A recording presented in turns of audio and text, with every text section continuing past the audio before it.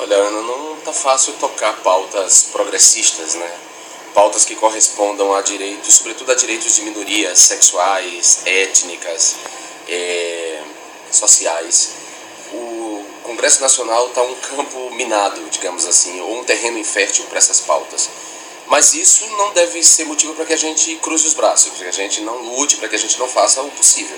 E a gente tem que fazer o possível. Então, recentemente, a deputada Mara Gabrilli, do PSDB, foi relatora de um projeto de lei que estende direitos às pessoas com deficiências. E a deputada Mara Gabrilli colocou no relatório dela um aspecto interessante, que era a pessoa com deficiência tem que ser observada na sua inteireza, inclusive tem que ser observada na sua orientação sexual e identidade de gênero, porque a orientação sexual e identidade de gênero de uma pessoa com deficiência pode estigmatizá-la ainda mais. Traduzindo, uma pessoa com deficiência, ela é discriminada, ela vive num mundo que não é feito para ela. Mas se ela for uma pessoa com deficiência e for travesti, por exemplo, ou transexual, ou se ela for homossexual, lésbica ou gay, ela é duplamente vulnerável. A deputada Mara Gabrilli colocou isso na pauta e a bancada de fundamentalistas religiosos, né, na verdade a bancada de conservadores de uma maneira geral, a bancada exigiu que ela retirasse. E ela me chamou e falou, olha, eles querem retirar, ela meio que disse, eu estou um pouco acuada porque eu temo que eles obstruam a votação do projeto, que é tão importante para as pessoas com deficiências. Como é que a gente pode fazer? Eu falei, não, Mara, não retira, vamos defender isso. E aí eu fui para a tribuna, defendi da tribuna a manutenção e, surpreendentemente, nós vencemos. Com 13 votos de diferença, mas vencemos. Isso quer dizer que há uma margem de manobra, há um espaço que a gente pode atuar. O Estatuto da Família é um projeto muito grave, muito sério, porque ele joga na insegurança jurídica milhões de pessoas, milhares de famílias, milhões de pessoas. Porque esse projeto considera a família apenas a família formada por homem, mulher e filhos biológicos. Esse projeto considera que família é apenas esse o modelo, né? O modelo familiar é apenas esse e o Estado deve proteger apenas esse modelo. Todos os outros arranjos familiares passam a existirem em segurança jurídica. As famílias compostas por casais estéreis que adotaram crianças, as famílias compostas por casais que não querem ter filhos, as famílias estendidas, que são aquelas famílias que nasceram do divórcio, quer dizer, um casal se divorcia, casa de novo e forma uma grande família. Os filhos do primeiro casamento são amigos dos filhos dos segundos casamentos. Nós temos as famílias monoparentais, chefiadas só por mulheres, as famílias chefiadas só por homens e as famílias homoafetivas. Todas essas famílias deixam de gozar da proteção do Estado. Isso é muito sério. Esse projeto quer fazer isso. Então esse projeto certamente será aprovado na comissão especial porque eles têm maioria. Nós nós vamos entrar, na verdade, porque a gente só pode entrar com recurso quando o projeto for aprovado, quando a comissão der o seu resultado. Se caso o projeto seja aprovado, nós vamos entrar com um recurso junto à mesa diretora pedindo que ele não seja conclusivo na comissão, que ele vá a plenário.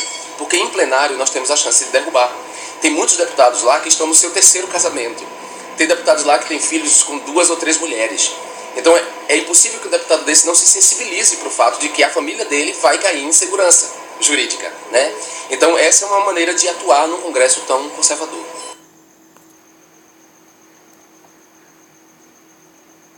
Infelizmente, assim, o número de deputados e senadores republicanos e fiéis aos princípios democráticos tem caído bastante, né? Isso é lamentável, porque uma pessoa que entra num parlamento de um Estado democrático de direito, laico, deveria entrar lá com a consciência de que ele não pode legislar a partir dos dogmas, das convicções, das concepções de vida boa que são dele. Cada pessoa tem a sua concepção de paraíso, cada religião tem a sua concepção de paraíso. A gente não pode impor a nossa concepção sobre outras pessoas. O Brasil é um país plurirreligioso, um país multicultural, um país diverso. Então, era de esperar que um deputado estivesse minimamente informado sobre o ambiente onde ele vai atuar. Ele vai atuar num parlamento. E o parlamento pertence a um Estado democrático de direito, um Estado laico e democrático de direito. Então, esse deputado não deveria legislar a partir dos seus dogmas, a partir das suas concepções morais. Isso é muito grave, entendeu? Nós devemos pensar em leis que protejam todos, leis que estendam direitos a quem não tem atualmente, porque ainda que a Constituição proclame formalmente uma igualdade, a Constituição diz que somos todos iguais perante a lei, mas nós não somos todos iguais. Nem todas as crianças de 10 anos estão numa escola decente, numa escola de qualidade. Nem toda criança de 10 anos tem direito a viajar para Disney. Nem toda criança de 10 anos goza de afeto e proteção. Nem toda criança de 10 anos tem 3 refeições diárias. Então não adianta a Constituição proclamar igualdade, porque de fato não há igualdade. Então nós precisamos estender direitos às crianças de 10 anos que não têm. Há crianças de 10 anos que moram em lugares que põem tanto risco à sua vida que elas são capazes, que é possível que elas recebam uma bala de fuzil na porta de casa, como aconteceu no Rio de Janeiro recentemente com o Eduardo. Uma criança de 10 anos, de 8 anos como Alex, pode apanhar até a morte do próprio pai porque gostava de lavar louça e de dançar a dança do ventre. Então, os direitos não estão garantidos, embora a Constituição proclame. O nosso papel como parlamentar é garantir direitos a quem não tem. É cumprir o objetivo da República que está lá na Constituição, a promoção do bem de todos sem discriminação. Então nós não podemos permitir que a orientação sexual, a identidade de gênero, a etnia, a raça, a cor da pele, a procedência, impeça as pessoas de terem direitos. A gente precisa lutar por um Estado democrático de direito. É isso que um deputado deveria fazer e infelizmente não é o que tem acontecido lá. Por mais que a gente tenha avançado ao longo desses anos, desses últimos 20 anos, nós avançamos bastante em termos de visibilidade da comunidade LGBT e avançamos bastante em termos de conquistas de representações. Nós hoje temos uma representação melhor nos programas de televisão, né? Nós conquistamos espaços, né? Nós conquistamos algumas políticas públicas, nós temos até um deputado homossexual assumido, que sou eu, no Congresso Nacional. Apesar desses avanços, nós ainda temos uma resistência muito grande às reivindicações por direitos da comunidade LGBT. As reivindicações da comunidade LGBT encontram muita resistência, elas são sempre encaradas na forma de privilégios, né? As pessoas sempre acusam a comunidade LGBT de querer privilégios. Mais uma vez, ela alude à ideia de igualdade que está na Constituição e ela esquece de ver realmente que, apesar daquela igualdade proclamada na Constituição, não há igualdade de fato. Quer dizer, um casal heterossexual, um casal de adolescentes ou um casal adulto que troque um afeto, um carinho no restaurante, um casal heterossexual, ele não vai sofrer injúria, ele não vai sofrer insulto, ninguém vai olhar para ele, para esse casal com maus olhos, né? Ninguém vai falar entre dentes, enfim. Uma pessoa heterossexual, ela não é discriminada por ser heterossexual, ela não perde emprego por ser heterossexual, nem ela é demitida por ser heterossexual. As pessoas têm que compreender que, apesar da igualdade formal proclamada na Constituição, não há igualdade de direito. Então, as pessoas homossexuais, elas estão reclamando por direitos e não por privilégios. Há, portanto, muita resistência, há, portanto, muita homofobia social.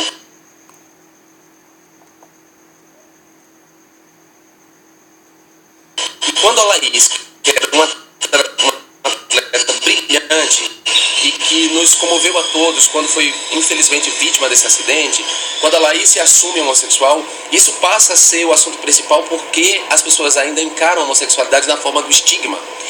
Certamente muita gente deve ter dito para ela: você não precisava dizer isso, você poderia ter vivido sua homossexualidade no quarto, entre 4 paredes, você não precisa dizer.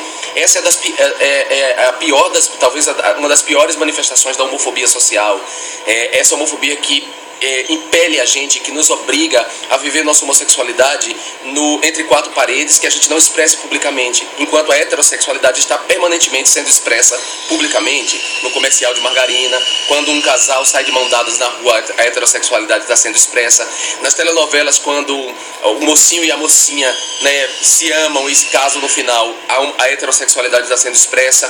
Então, por que a heterossexualidade pode vir para o espaço público e se expressar e a homossexualidade não? Então essa é uma das piores homofobias sociais, expressões da homofobia social. Então eu lamento que a Laís tenha passado por isso, lamento pelo acidente, lamento hoje que nem mesmo a sexualidade ela possa viver, que as pessoas não respeitem sequer o direito dessa pessoa de expressar publicamente a sexualidade dela. Mas eu quero dizer para a Laís que ela não recue, nem se sinta ofendida, porque essa gente é odiosa, essa gente não quer a felicidade dos outros, mas a nossa resposta tem que ser a nossa felicidade.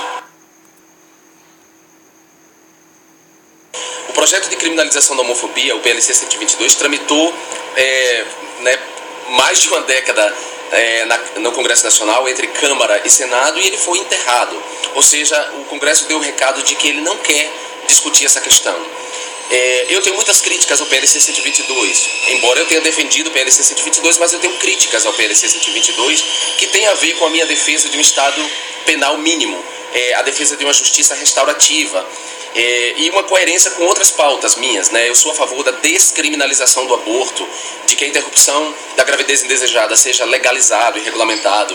Eu sou a favor da descriminalização do consumo de maconha, sou a favor da legalização e da regulamentação de toda a cadeia produtiva da maconha como forma de quebrar o tráfico.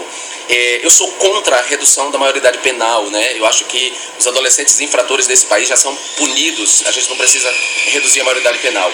Então, uma pessoa que defende todas essas pautas não pode defender que a homofobia seja enfrentada só em termos de cadeia. Então, eu defendo que uma criminalização da homofobia que puna com ampliação de pena, de maneira severa, o crime contra a vida e a lesão corporal motivados por homofobia. Ou seja, que a homofobia, ou a homo, lesbo, transfobia, seja reconhecida como um motivo torpe, uma motivação torpe que amplia a pena, né, da pessoa que cometeu esse crime.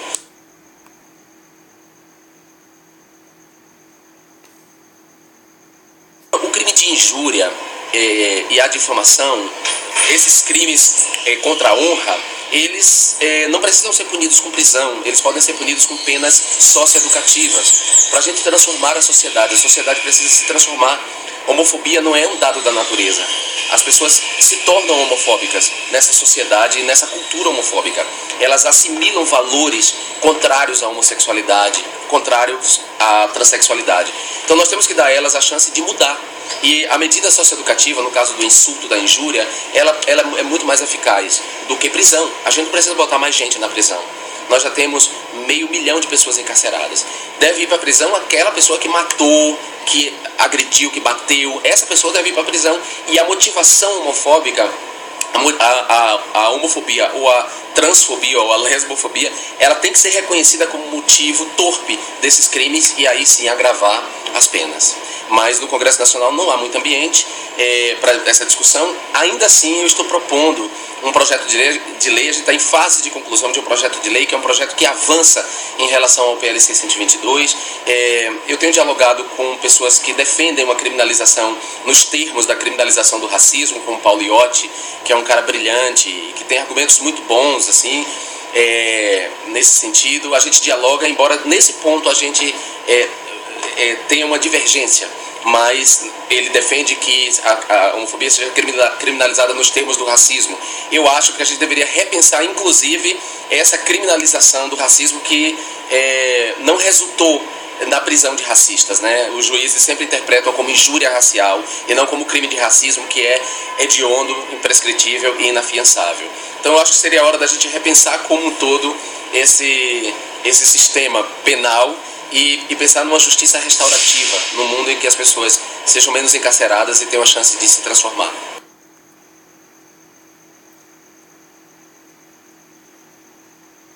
Quando o IG, e através do IGAY, né, que é o, digamos assim, o setor do portal IG que trata, o canal do portal IG que trata das questões LGBTs, quando o IGAY me convidou para participar dessa exposição Homofobia, eu fiquei muito feliz porque que bom que a sociedade civil, né, está tomando iniciativas para além do parlamento. É uma campanha feita por um órgão de imprensa, por uma mídia, isso é muito interessante. Gostei do diálogo com diferentes personalidades da cultura, da sociedade, desde o prefeito de São Paulo até a jornalista Marília Gabriela, passando pelo Marcelo Tais, passando por mim mesmo, que sou... Quer dizer, eu fiquei muito feliz de estar entre essas pessoas e dessas pessoas terem aceitado participar dessa campanha. A campanha é bonita, assim, do ponto de vista estético, as fotos ficaram muito interessantes e acho que esse tipo de campanha, ela gera empatia.